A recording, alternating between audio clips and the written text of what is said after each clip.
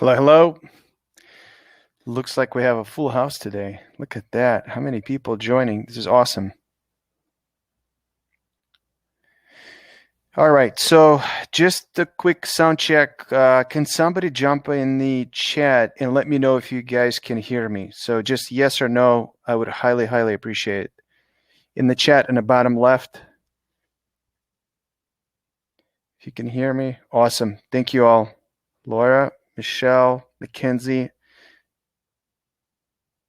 Thank you, ladies. Ian, thank you. All right, we're just waiting for Mary. She is joining us. Wow, I hope you guys have your questions ready. I have a ton of questions for her. Okay, we're also going to talk about ordering. As you can see, we're putting together information about ordering. The resource page at the top in Zen is changing. So we had a lot of nonsense there before. I wouldn't say nonsense, but it was just too much information. So we're going to clean it up and make sure that the most relevant products listed there, we know that they have them. We know that the vendors can sell and ship those products. So that's changing. And I hope you all can see the bulk order that we've put together. So if anybody needs more information, I can cover on this podcast, on this live webinar a little bit later today. Just write in the comments if you need, yep, thank you, Leslie.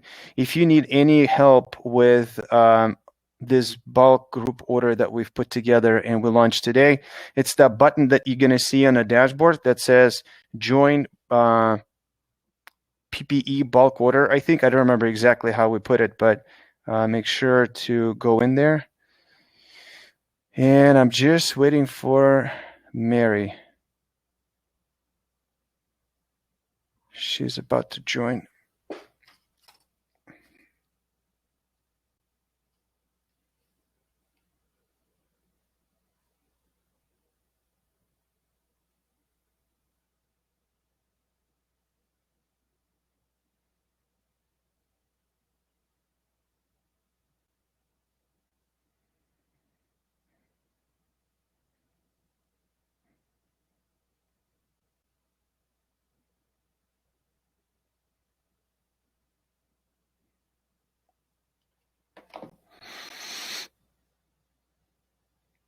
Mary. She is joining. Wow, a lot of people. Dr. Scott, guest. How are you? There's a lot of people. That's awesome. I'm going to text Mary very quick to see if she can join us. I mean, not if. I know that she is.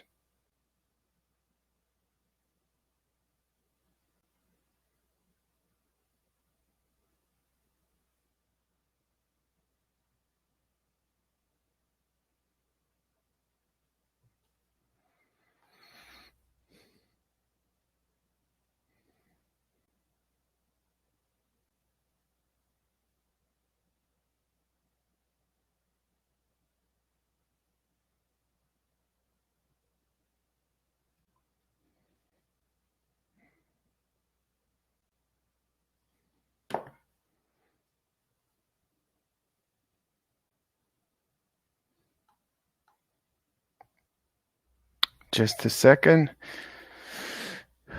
Mary.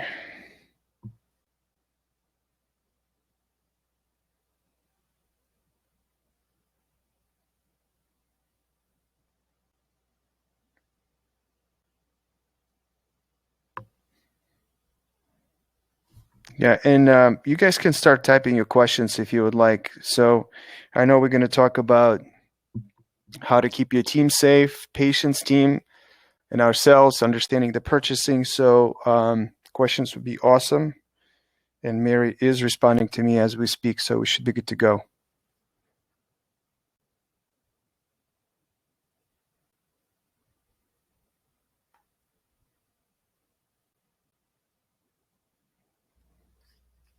Wow. Computers are crashing. It's so cool.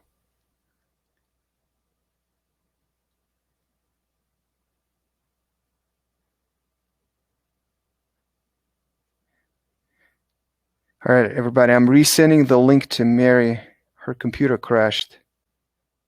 So just give me a second. Irina, can you Slack me the webinar link, please?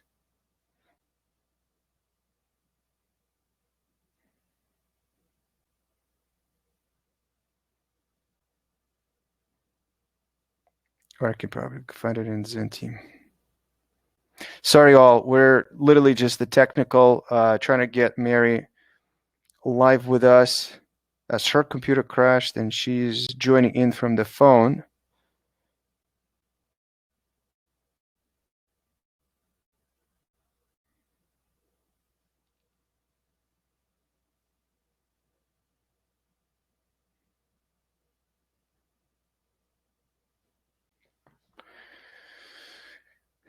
And we're going to get started in a second.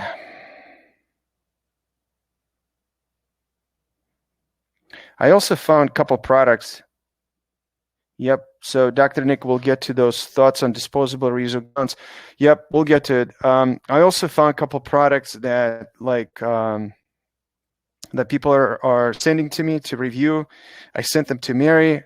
All sorts of different systems to filter the airs and the ones that cost $3,000. So I'm actually really planning to dive into this on this call and ask Mary what she thinks about all these items. Need it or not. Mary, awesome, she's here.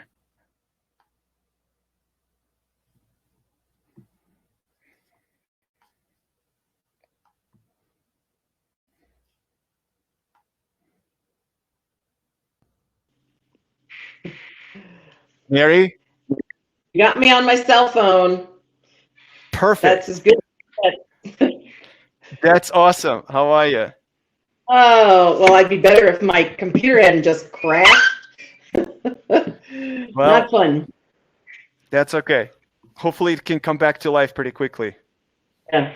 So last time was Julie's time to have issues, and now it's my turn. Yeah. Well, I'm glad that we got you at least on the phone because we got a full house. We have close to 24 people live. It's going to be amazing. Yeah. Good.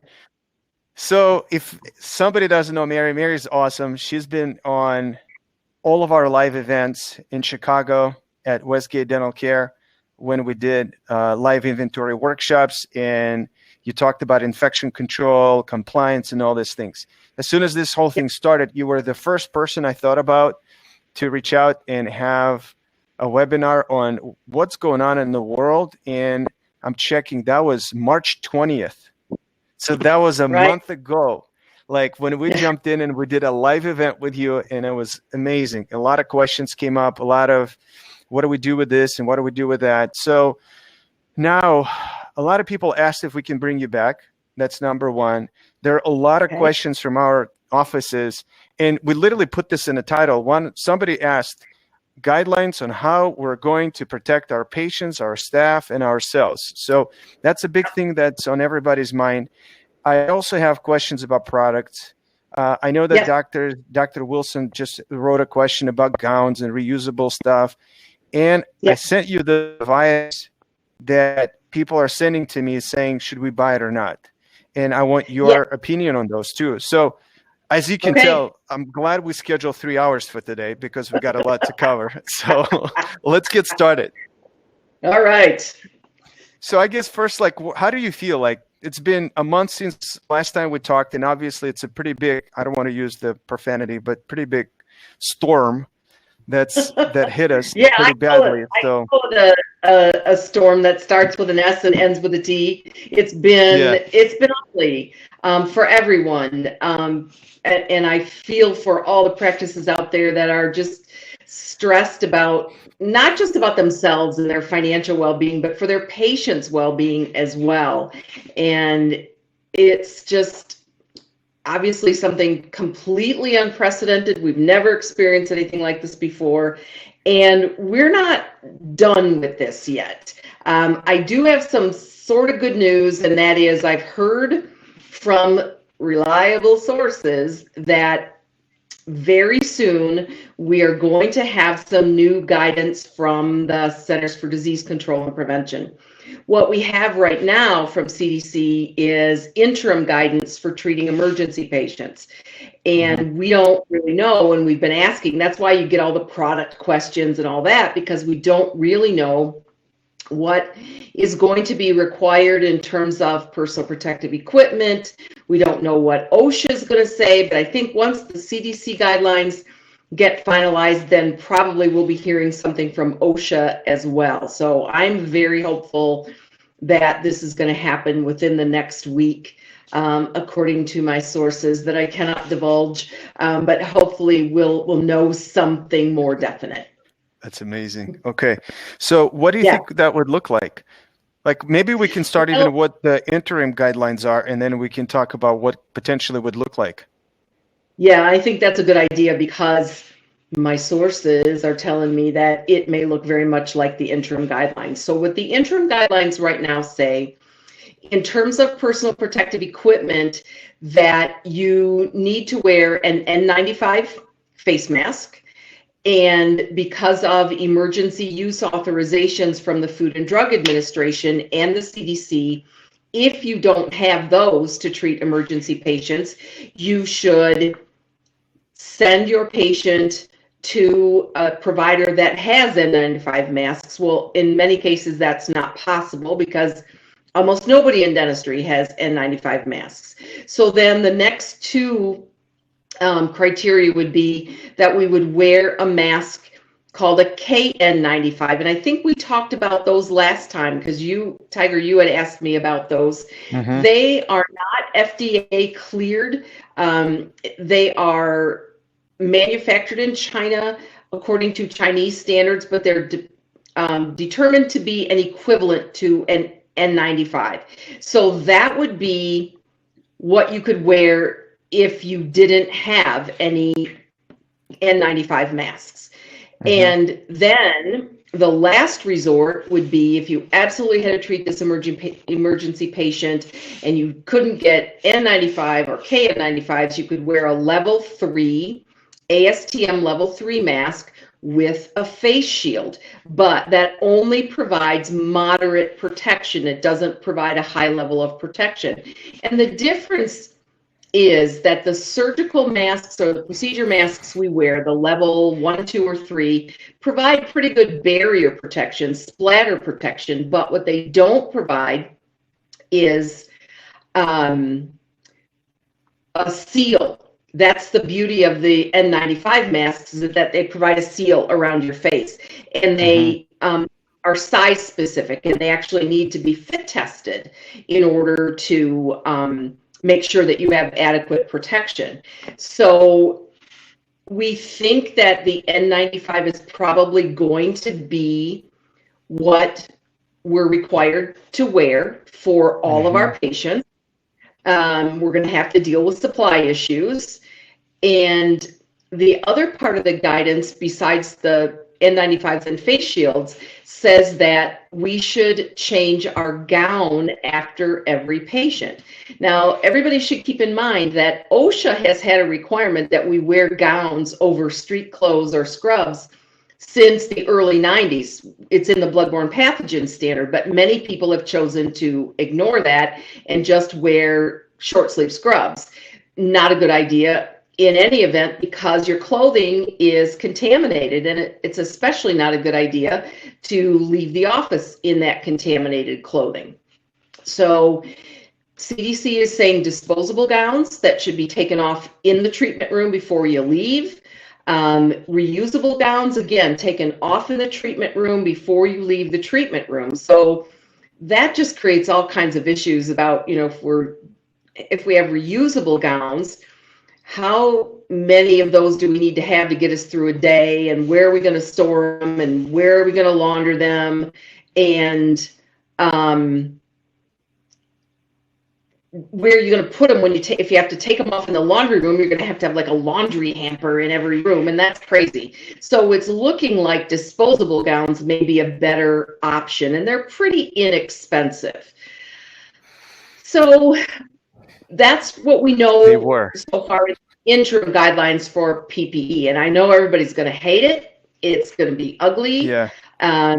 But the good news is that we now have a movement within the American Dental Association with the insurance companies to try to come to an agreement to allow us to have a code and be able to bill and get reimbursed for infection prevention, disposables and equipment, because this is going to drive up the cost of each patient's procedure. We don't know for sure that that will happen, but there's at least good conversation going on about it now, where in the past the insurance companies just shut us down and said, forget it, we'll never do it.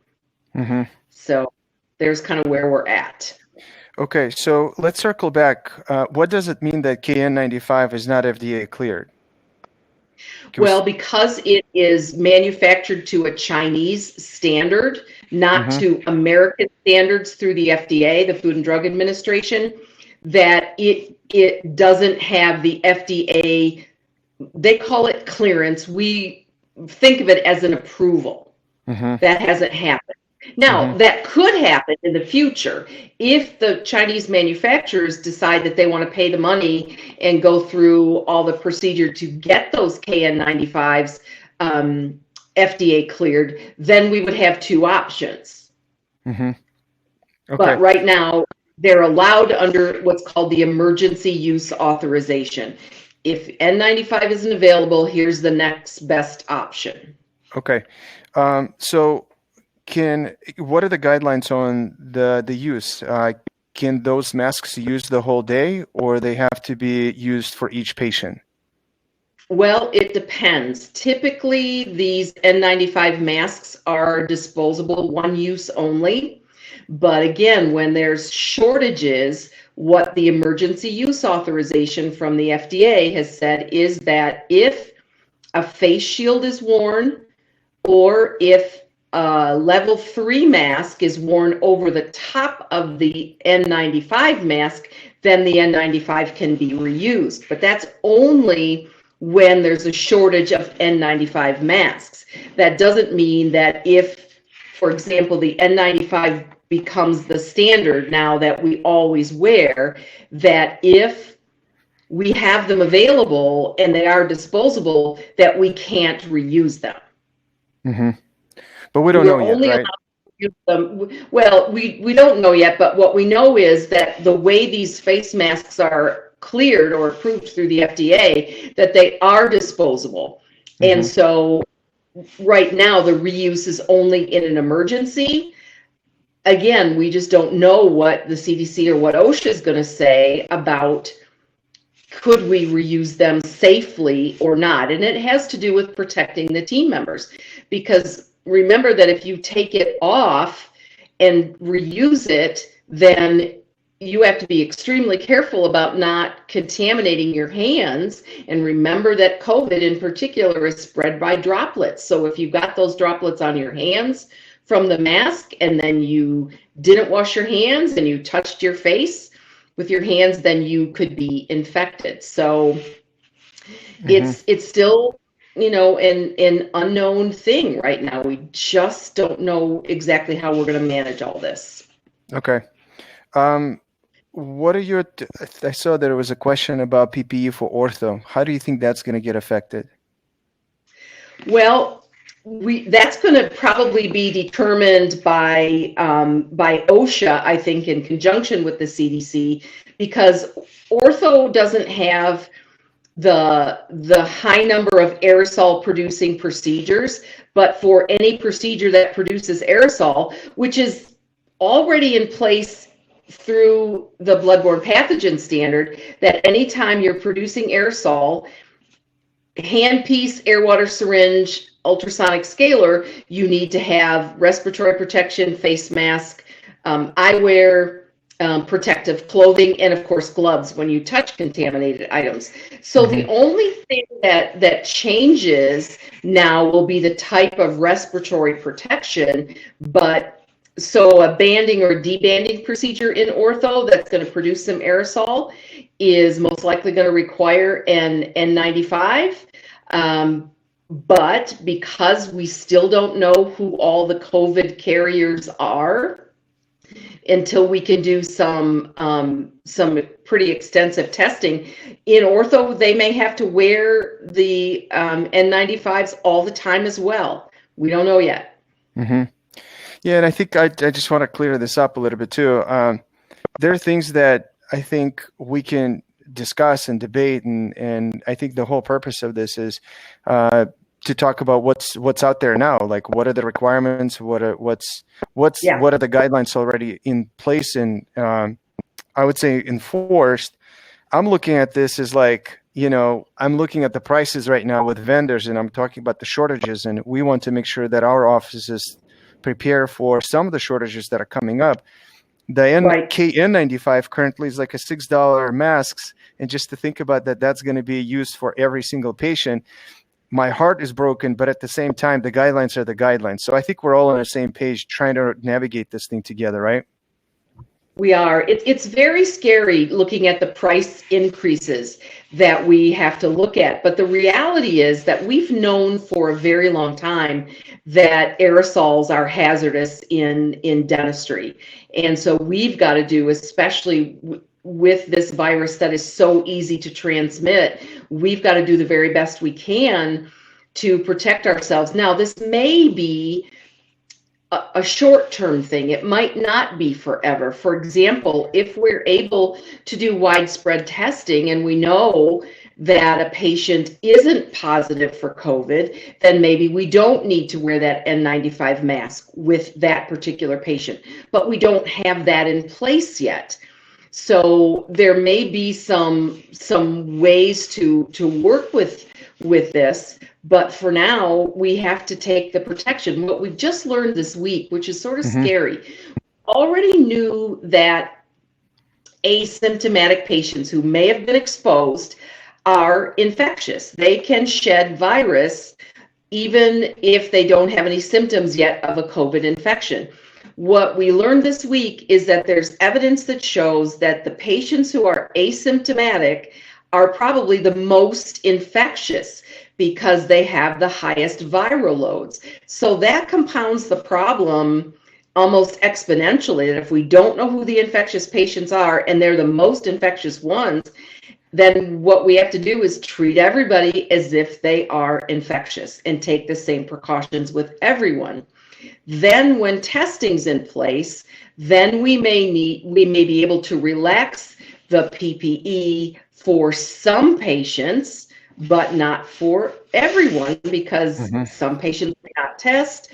There's still a lot of unknowns, but hopefully we're going to get that clarification soon from CDC. Got it. One more thing on this, and then we can hopefully move on, and I will go through the questions too. So when you say about KN95 can be used as an emergency or use authorization, the KN95 can be reused with a level 3 on top of it or the face shield. So if you are using level 3 on top of KN95, you don't need the face shield? Well, that's kind of a gray area because the CDC did not say specifically. They still recommend using face shields no matter what. That they believe chin-length face shields provide us the best splatter protection. The putting a level 3 on top of an N95 or a KN95 just prevents it from becoming contaminated, which it still could even using a chin-length face shield. Now, the other thing that we haven't addressed yet that is also a recommendation from CDC is that we do some additional things to control the aerosol. So most dentists, when they're doing restorative procedures, are using, and the assistants are using, high volume evacuation.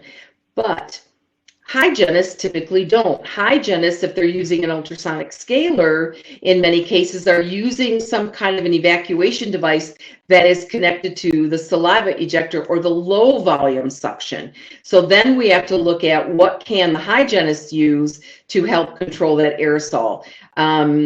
Xyrus, that makes the Isolite system, has an IsoVac that is kind of a bite block and a high volume evacuator that could be used. Ciq, of course, has their Mr. Thirsty device that, again, same thing, is kind of a mouth prop, a bite block, and high volume evacuation. So those are a couple of options. The suggestion has been put out there by the CDC that we ought to look for some procedures whenever we could using rubber dental dams. You have a number of, Ciq has their Insti dams that are already have a frame and they're already pre-punched. And so for whatever procedures they could be used on, they should be. And we're also looking at extra-oral evacuation systems. And I think that was one of your questions about products. There are a number of systems out there. The one that I'm most familiar with comes from ADS Dental, and it is a separate evacuation system. It can be portable. You can roll it from one treatment room to the other, and it has a hose with kind of a focusing cup on the end of it that draws up the aerosol from the mouth, anything that might escape from the high volume evacuation from the HVE. And I know there are many practices that are ordering them now because they really believe in aerosol safety and they think that it's going to be a better, healthier option. But they're pricey. They're around $2,500 to $3,000. That's exactly my point. Yeah. That thing is almost $3,000. It is. But the reality is that could become an OSHA requirement. OSHA has now classified us as a very high-risk industry because of the aerosols. So it's not just for what we're doing now in dealing with the COVID pandemic. We're hearing from the CDC director that it may be even worse come next winter if we have a resurgence of COVID at the same time we have an influenza epidemic. So we've got to do a better job of controlling aerosols. We know the research says it stays suspended in the air for up to 3 hours after treatment. So if we're not controlling it, evacuating it back out of the air, then do we have to wait for 3 hours to bring another patient back in? So then you're going to have to weigh the investment in those kind of suction devices versus maybe I can only see half or a third of the number of patients I normally do during the day. Everything about how we deliver dentistry, I believe, is going to be changed forever. You said that on the day one, like on the 20th that we talked about. I still remember that conversation. We talked about going red to green, red to yellow, how it's all going to come back. I was on my thought that we're going to go from red to green in no time. Now I changed my mind. I think it's going to be red to yellow. We don't know for how long, though. And the first time I saw that piece of equipment for $2,500, and again, some of the Zen preferred vendors will have it at the discount. To me, it's like, here's my challenge to that, Mary, is buying that piece of equipment without knowing all the guidelines yet. So if they are, and if we have all the research on hand, then I would invest it if I'm an owner of the practice. That's where I think I was a little bit not sure because we don't know what's going to come out next week in 7 days. And what if they say there's going to be something more than that? And now I just bought a $2,500 piece of equipment. Now I'm stuck with it. Well, and I understand that. And we don't know if there's going to be something more than that. But in doing research on aerosols over the last couple of weeks, I've come to the conclusion, and this is my personal opinion, that that's probably going to be really the best system to use, because if you have to rely on your HVAC system, you're not probably going to get a frequent enough air exchange to clear those aerosols. And this really prevents the aerosols from getting dispersed throughout the treatment room at all. It completely removes those aerosols and doesn't let them escape into the room air. So there's studies that show that the HVE can remove up to 80%. And so this working even better than that, I think that's the best way to mitigate that risk. Now, there are some people that are saying use UV light air purification, but there's what is the name of the group? It's the American Air Purification Association or something like that. The agency that certifies HEPA filters and air filtration systems. They say that there isn't any evidence that those systems, even the UV light systems, can handle what we produce in dentistry. Mm-hmm. You know, the reality is that we have been working in this unsafe environment in terms of exposure to aerosol for a very long time, and we've sort of ignored it, and now we can't. Mm-hmm. The risk is great. Okay. What's so for our Zen people, we're gonna have update on these products pretty soon. So what Mary mentioned, Xyrus, Mr. Thirsty, then Ivory Leaf. These are the companies that we're looking into adding them to the resource page. And then the one from Spain that I sent to you, they're waiting for the FDA approval. It's a pretty cool device. Probably going to be very like another option that we can offer that basically connects to your vacuum. I think it's like a Ciq retractor, right, with the vacuum thing. Oh, I've seen that one. If you've got some information you can share. I requested some, but I haven't received any. Yeah, it's a Ciq retractor, and then the suction device is like right by the lower lip on the outside. And that also looks like it could be a good option for helping to control the spread of aerosol. But in looking at, and I love the Leaf system, but it only connects to the low volume suction, to the saliva ejector. So what we really have to look at to control the aerosols as much as we can are things that can connect to the high volume evacuation. And you know, I know hygienists are panicking, thinking they're going to have to go back to hand scaling. Yeah. But we have enough devices available. So the Ivory Leaf is only low vac? It is only low vac, as far as I know, unless they've changed it, and maybe they will. Maybe they'll adapt it, but it's only been for low volume. Okay, we'll check on that. So we'll link it up in our resource page in Zen for everybody to go on the top of the Zen page. Just click on it. So and obviously, as soon as that Spain company is FDA approved, we'll put them on the platform as well. So then we talked about the big piece of equipment.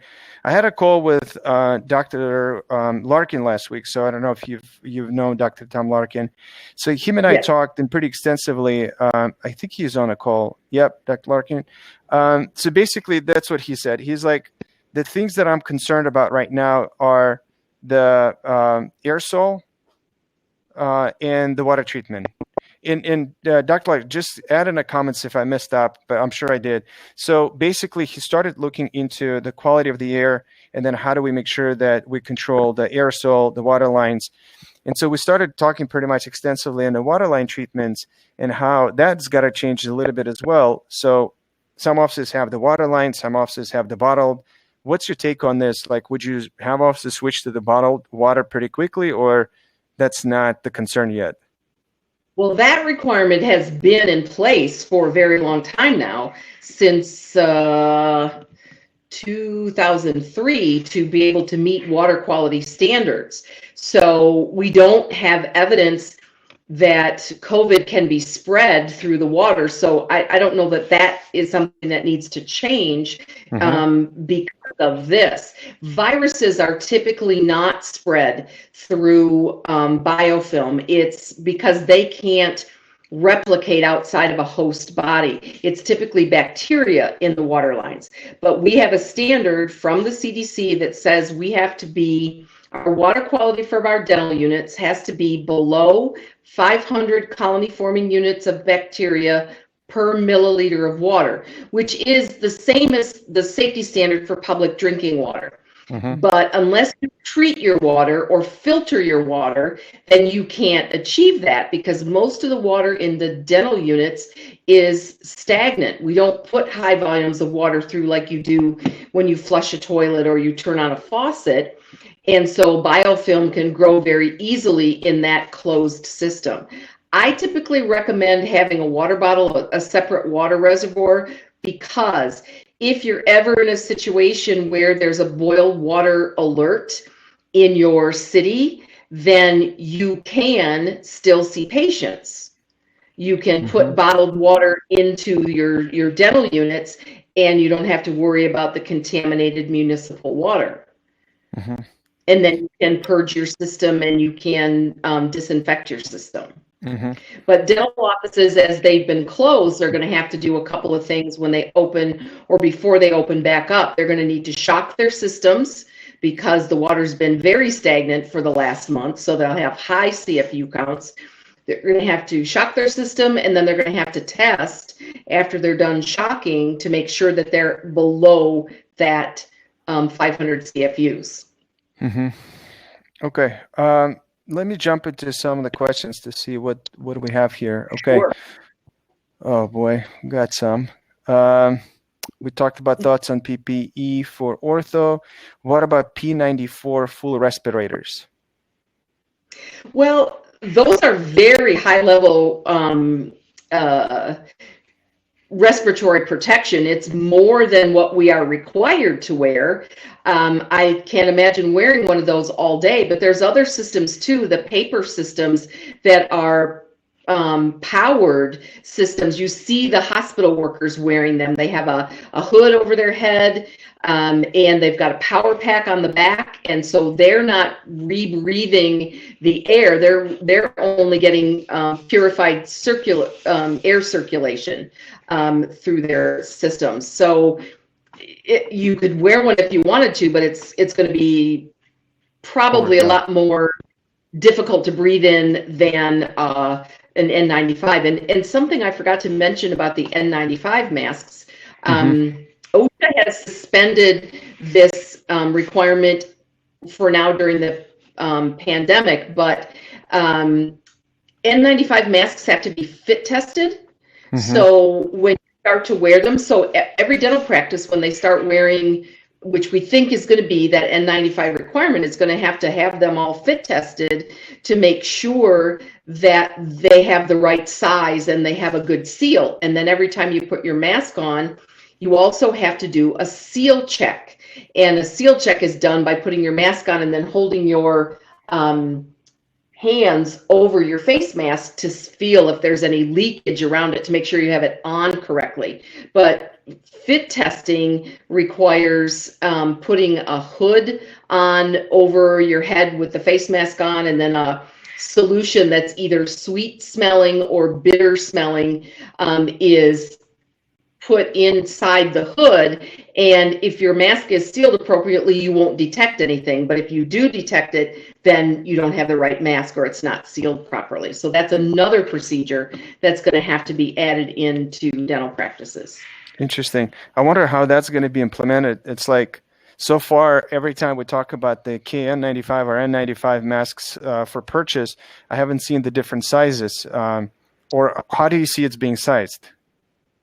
Well, they usually come small, medium, large, extra large. And I think that just because they've been in such short supply, I think when you order them, you just get what you get.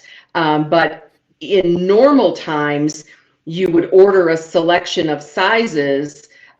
Usually companies, in times when they're available, usually companies will send you several of each size so that when you go through fit testing, then you can try on the various sizes that are appropriate. Yeah. Mary, just like, it's so crazy. Back in January, when you and I were sitting at that restaurant with different team members, we couldn't probably even fathom the fact that we need to like talk about that masks may not be available. So now, like, every time we talk about this, we're like, yeah, the shortages and products are not available. It's so crazy. Absolutely. Just thinking about it. I know. I know. Let me see questions.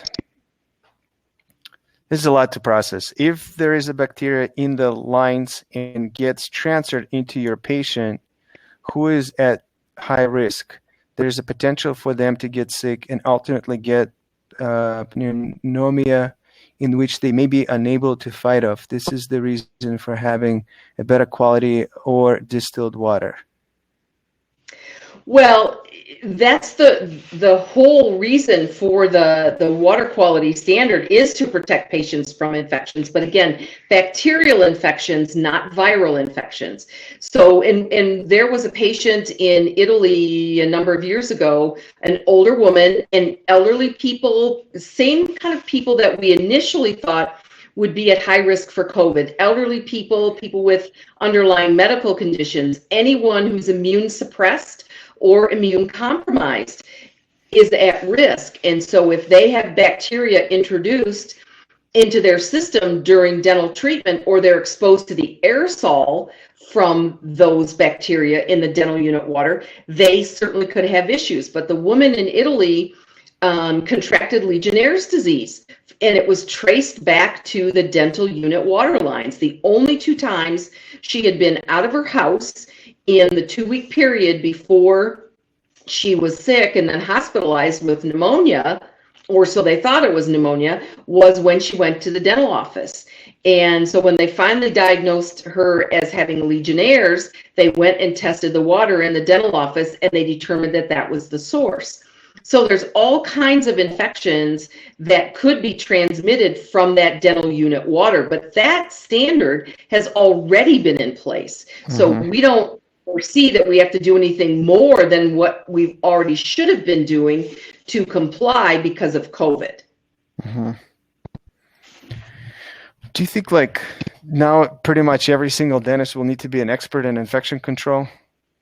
Well, I think so. You know, and I've been saying for a long time that every dental practice should have someone who is appointed as the infection control coordinator. It's just like in the hospitals. There is an infectious disease or infection control specialist within the hospital. It's typically part of the nursing staff. We need that in a dental office. It's tougher because we don't have somebody who can just take care of that, because it's usually, you know, one of the chairside assistants, or it might be one of the hygienists, or maybe it's the office manager, and everybody's having things piled on to what they already do, and it's a little more difficult. But there should be. OSHA requires somebody to be in charge of safety, so yeah, that could be part of the responsibility for the OSHA coordinator in a practice. Yeah, I think you call them OSHA manager. Yes. What are they called? Yeah. Okay. Yeah.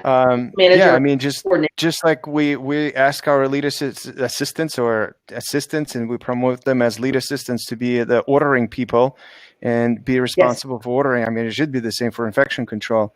Another question: does the N95 fit test need to be quantitative, or is a qualitative test sufficient? As far as we know for dentistry, the qualitative test is sufficient. Okay, awesome. So we don't have to do more testing than, and that's a simpler, easier to administer one. As far as we know, it's qualitative. Okay. I think, Mary, would be really cool, just a thought, like all these waterline questions and waterline treatments and different products. I think as we start launching them on Zen and putting them on the resource page at the COVID-19 page, it would be great for you and I to collaborate, just like we've talked about, and start putting things that every single office will need to do. And as we start seeing the more guidelines coming out, what are these things will need to be? And we'll just include them in the resource page. Yeah, there's a really, really good resource for anybody that's on the call to access, with a lot of great information about waterline safety, and it's Pro Edge Dental. They have webinars that have been recorded. They have instructions for shocking your system and testing your water. They're just a great company, and that would be a good source for you to partner with, Tiger, because they have a lot of really good information, and they make it accessible and understandable for everybody. So it's proedge.dental. ProEdge Dental. ProEdge Dental. Okay. All right. We'll find him. We'll link him up. Okay. So as we're waiting for more questions, is there anything that you've seen or anything that you like just as your spare time, you're grabbing coffee, you're thinking between, like the calls, and I'm sure you're staying mega busy right now. Like, where are we headed? Well, I think we're headed quite possibly for more scrutiny from OSHA. I think that as OSHA looks at what the CDC is going to be recommending to us, and they understand the risk of aerosols, that they may start doing inspections and practices again to make sure that we're complying, because we've been identified as a high risk industry just because of the aerosol, and where they've really backed off over the last 20 years in doing those unannounced inspections, because we weren't classified as a high hazard industry in terms of chemical safety or exposure to bloodborne pathogens. But now that's changed. So I think we're going to see that happen. I really think that's where we're heading. So practices that have not maybe kept up on their OSHA documentation or OSHA protocols and things probably need to start thinking about updating documentation, making sure that they do their annual trainings, and that they could feel comfortable that they could pass an OSHA inspection.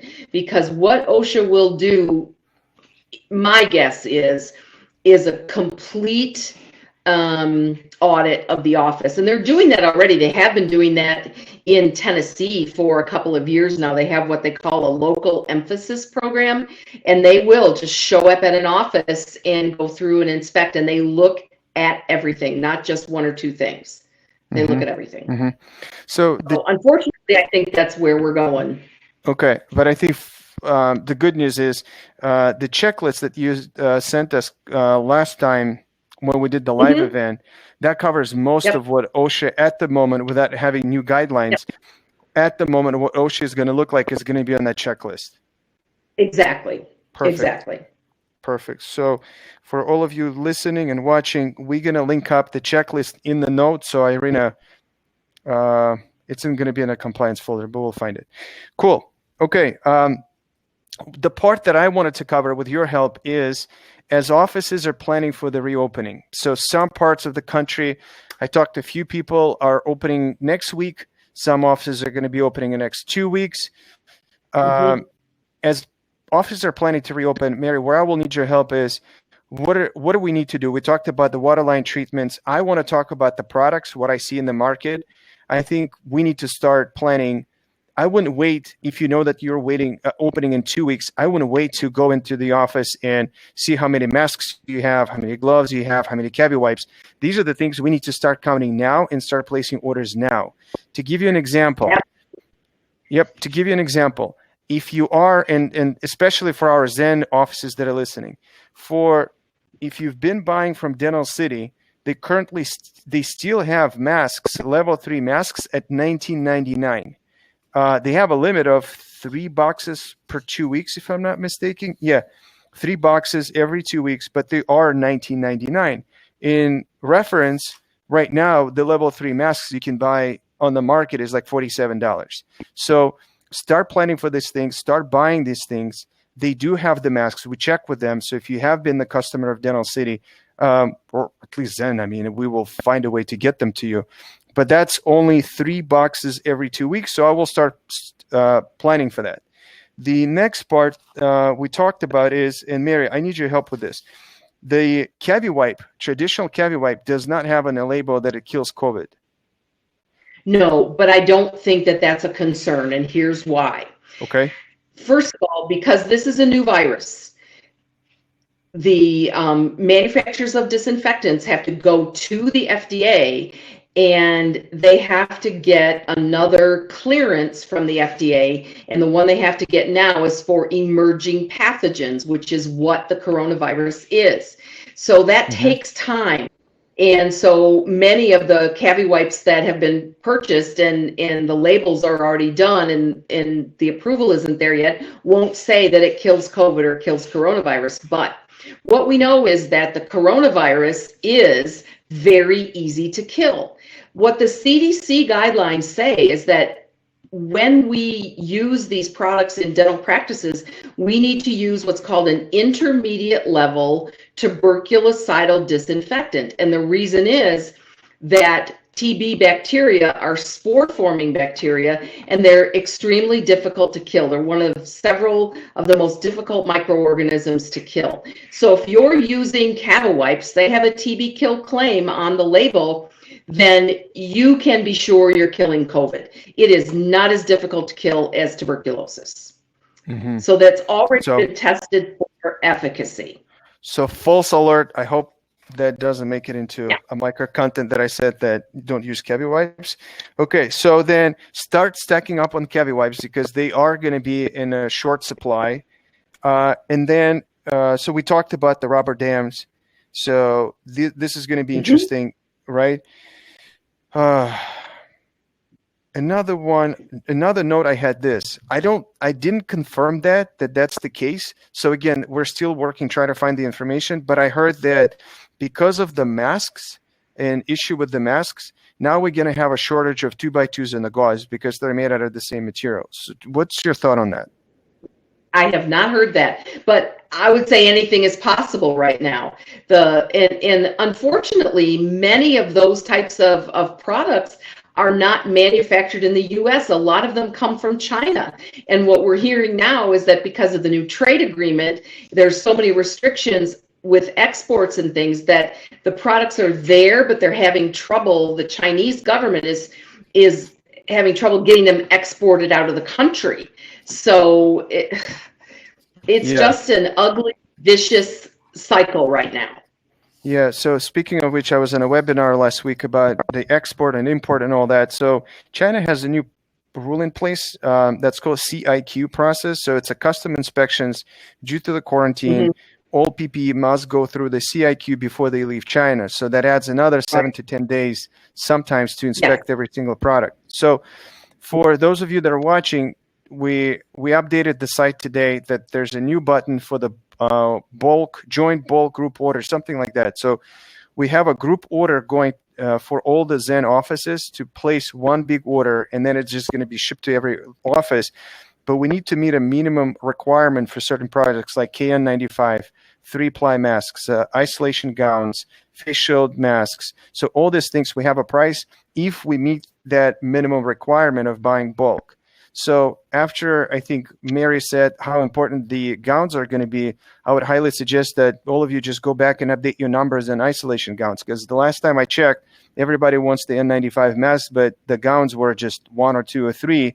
I still think that we need to have them in the office. So just in case, add 1 or 2 of those cartons in the order, and then we'll process that separately. So the whole supply chain is getting really interesting. So we're staying on top of what our vendors are having.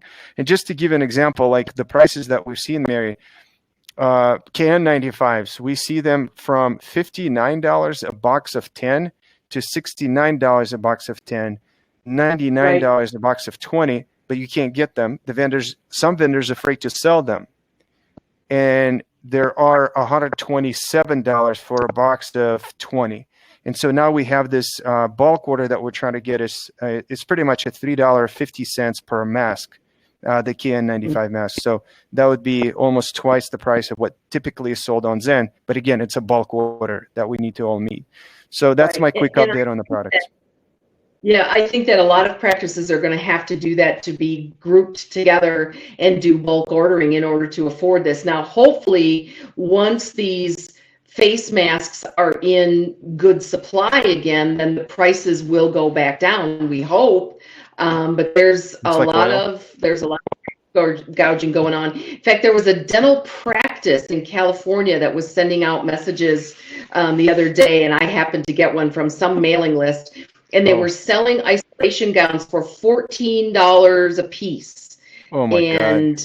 I forget what the price was on the face masks, and I wrote them a message back and said, wow, these seem to be pretty high prices. It sort of looks like price gouging to me. And the answer back was, oh, those were typos. Like, really? Mm-hmm. I don't think so. I think you just got called out on it. Mm-hmm. Yeah, that's what we're trying to do. The good thing for us, Mary, like it's not a plug for our company. Everybody knows it. We've been very, very, very not biased to any vendor, so we don't make money on any transaction.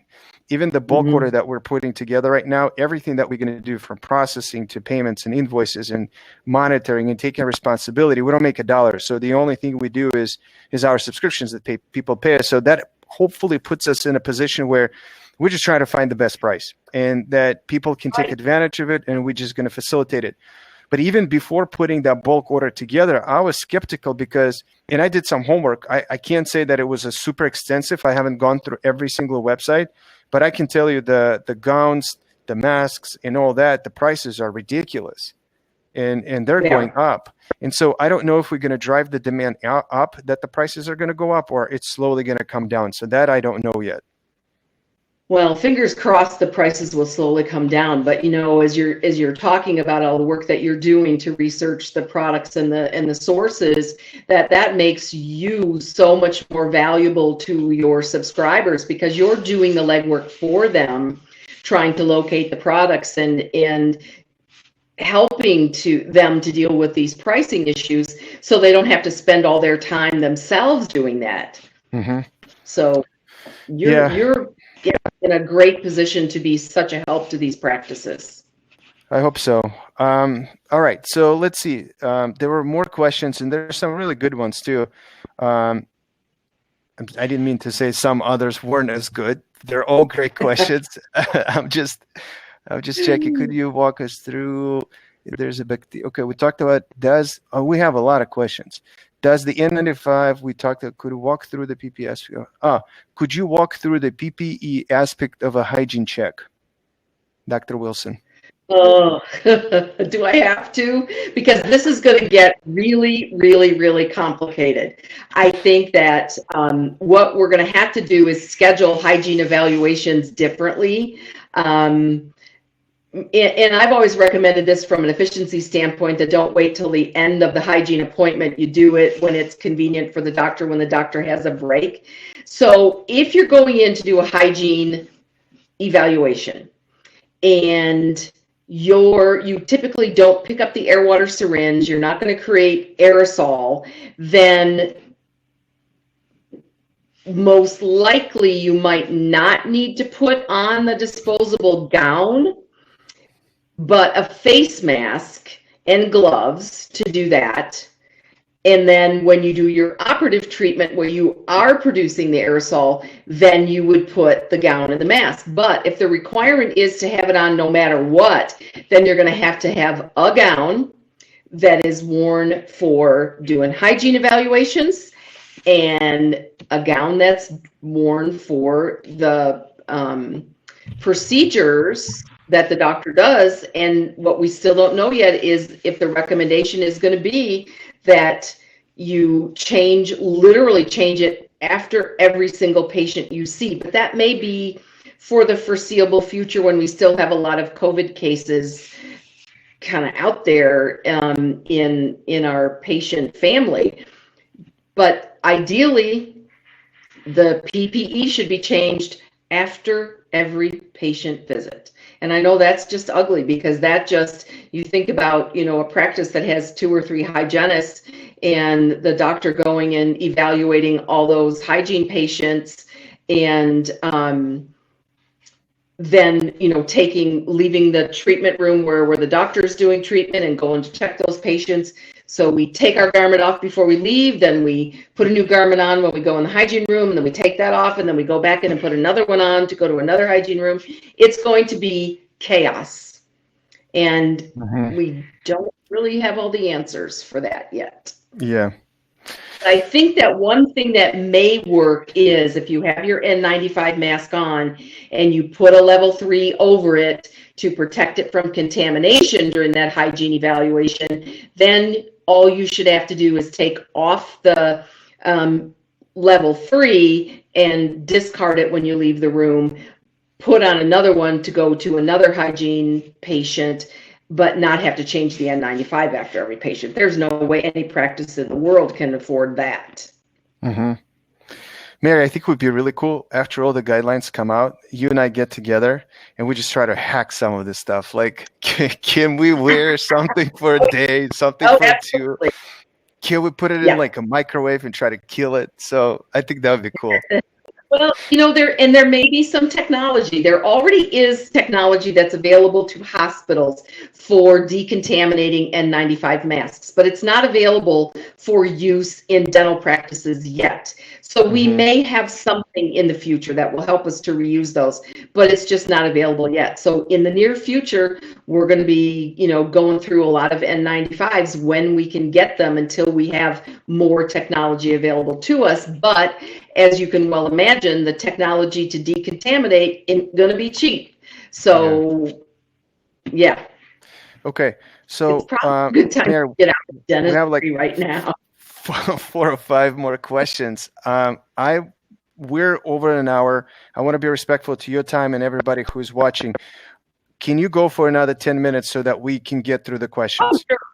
Okay, yeah, awesome. We'll just get done. Okay, and anybody that needs to go, I wouldn't take it personally, so just make sure to write your question. We'll get one by one. We'll answer every single one of them. But if you want to stay and hang out, that's even better. So, Dr. Wilson, I hope that helps. I'm going to the next one. Dr. Hermanson. So if you were an orthodontist who sees 60 patients a day, would you be trying to get your hands on 120 N95 masks and 102, oh my God, I feel you, gowns per day? That's 500 of each per week. At $5 each, we're easily talking $5,000 per week of PPE. That's not even considering increased costs of disposing all of these stuff. I'm having trouble wrapping my mind around this. Yeah, that's a really good point. And so is everyone else. But I think the new reality is going to be that we won't, at least for the foreseeable future, be seeing that many patients a day. First of all, especially in an ortho practice or in a pedo practice where you have open bay situations, you're going to need to make sure that you've got enough distance in between patients. And so you may not be able to have a patient in every single chair all the time. You may only be able to use every other chair, or we may not be scheduling patients back to back to back. We have to get the issue of the aerosols controlled first and get how long it's going to take us to clear those aerosols before we can bring another patient back. At least, I would say for the next 6 months, perhaps a year, we will not be scheduling like we did before. Things are going to be very different. Yeah. So, and I understand that that's an ugly proposition. So we're going to cut production at a time when we're increasing our costs on top of having been out of the office for a month with no income coming in. Yeah. It's not pretty. I feel the pain. It's not. The next point really breaks my heart is, can you imagine the impact of all of this on our landfills? Well, yes. It's certainly going to hurt. So the other option then would be reusable gowns, which is certainly a greener. And today I think is Earth Day, so we need to think about those kinds of things. That at least you could reuse the gowns, but you've got to be able to launder them on site or have a laundry service available, because this is already in place from the OSHA bloodborne pathogen standard. Employees are not allowed to take their contaminated clothing home, not to wear it out of the office and not to take it home to launder it. That's already in OSHA. Yeah. I think just to know for my team, I think after we've done, there's no way we can even possibly get even close to being done. But at some point, once we get down to the manageable level of the PPE and having the resources on our COVID-19 page, I think we need to start looking into what are the options of disposing these items in landfill and all that, because I'm really worried it's going to happen. Yeah. What about, Mackenzie asked, what about eye protection? Are safety glasses with side shields sufficient, or do you recommend face shields? The CDC is recommending face shields rather than just goggles or safety glasses with side shields. They are saying, because even the safety glasses with side shields can still let aerosols get in close to the eyes. So I think we're going to abandon the old safety glass issue, and we're going straight to face shields. That's what OSHA's or CDC is requiring already. What are we going to do with the loops?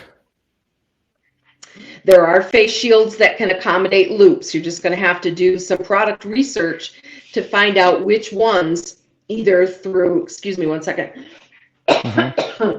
either with thicker foam inserts at by the headband, by the forehead, to space it out further away from the face to accommodate the loops, or they're on a different kind of a, almost a headband in order to allow for the loops. And if you wear a light, then you're going to have to really do some product research to find out what will accommodate the lights as well. I have contacted a bunch of manufacturers to send me samples of face shields, and I have loops and a light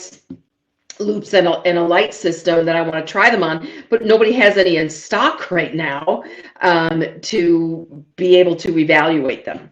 So this is the biggest thing, that just because your state says it's okay for you to open your practice, if you don't have the appropriate PPE, you can't see patients.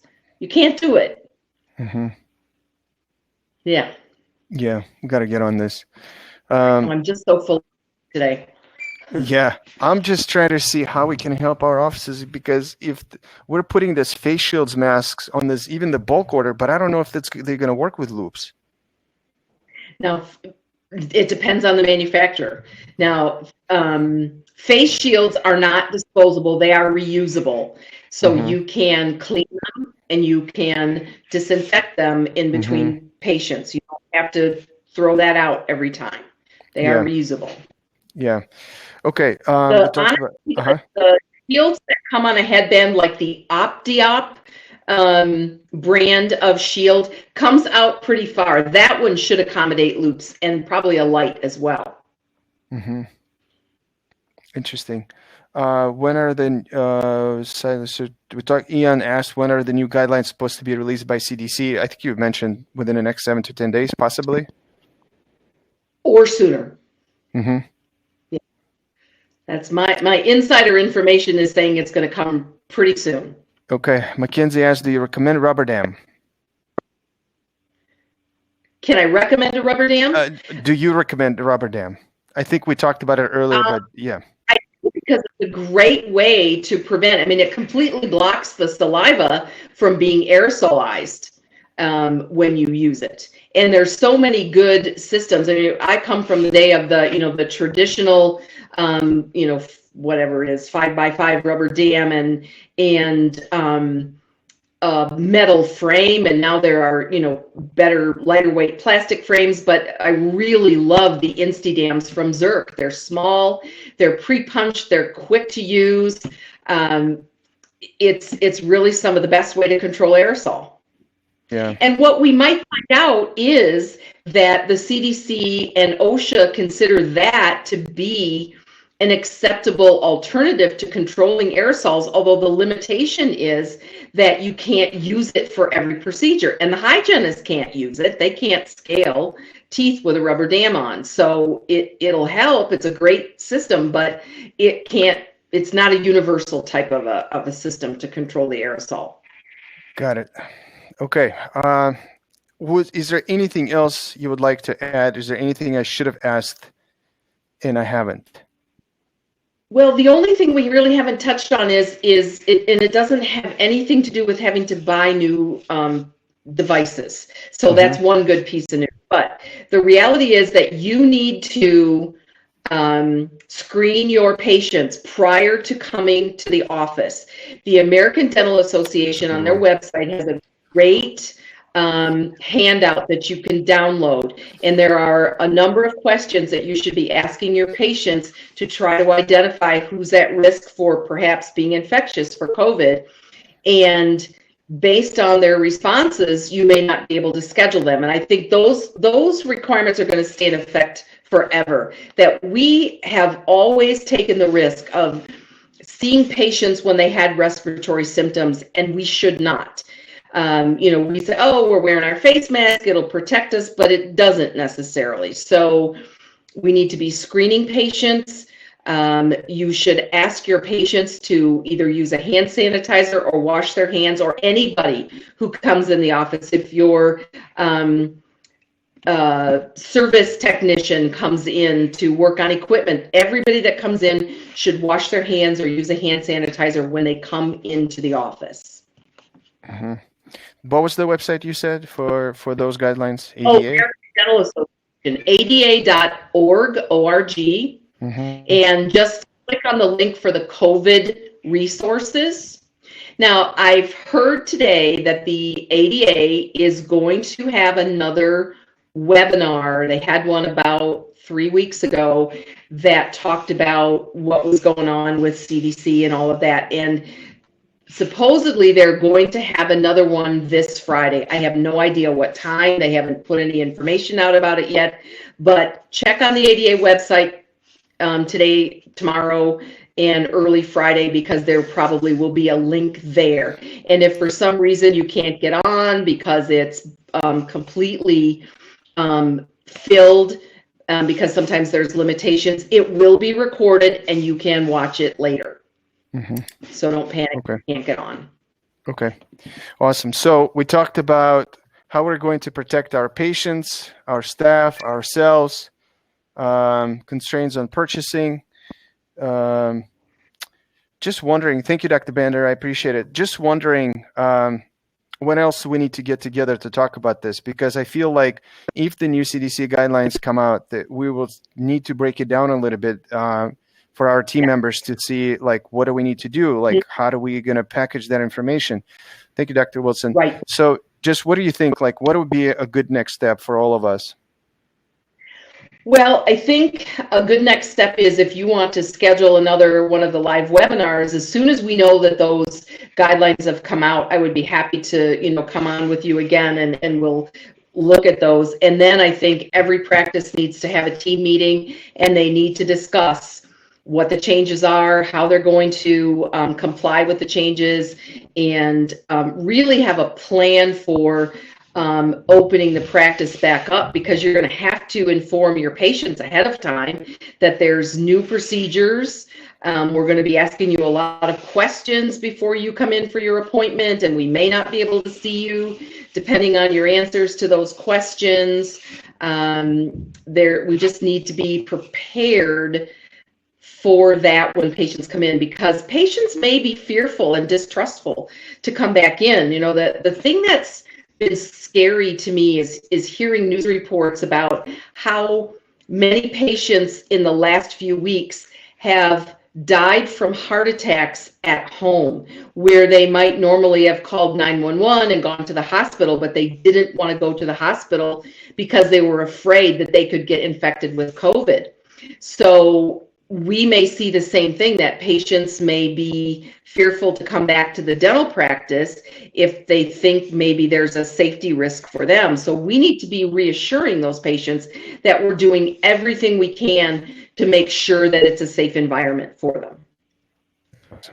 Yeah, I will. So we're going to link up all of this in the notes. So for everybody, you'll see the checklist from Mary, the compliance checklist. We'll include it. We're going to try to include ADA links and all stuff that we wrote down. And so, Mary, I hope that after the CDC puts the guidelines, we're going to bring you back and talk more about specifically what's going to happen. So I really appreciate it. Appreciate the offer. Sure. Happy to do it. Thank you so much. So I hope you guys liked it. The link to screening question on ADA, so it would be helpful. Yep, Dr. Hermanson, we'll include that for sure. Irene is working on it in the checklist, so all of it would be in the notes. Thank you all for participating. That was a great discussion. That document is very easy to find on the ADA list, on the ADA website. Okay. That's great. We like to help our offices. We try to put everything together. Absolutely, you put it all together. In fact, if my computer comes back up, I'll see if I can send you the link to the document, but I don't know if that's going to happen today or not. That's okay. Mary, thank you so much. Always thank great you. to have you. So much information, and I love your passion to helping people. So I'm looking forward to have you back. Okay, look forward to being back.